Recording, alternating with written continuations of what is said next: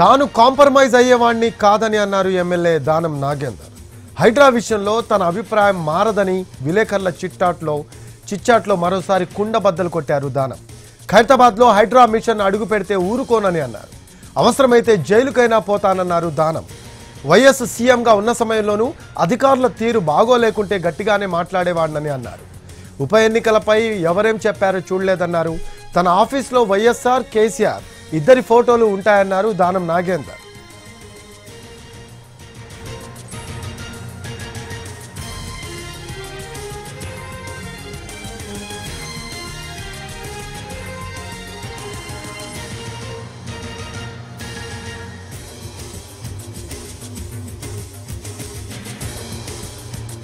తాను కాంప్రమైజ్ అయ్యేవాణ్ణి కాదని అన్నారు ఎమ్మెల్యే దానం నాగేందర్.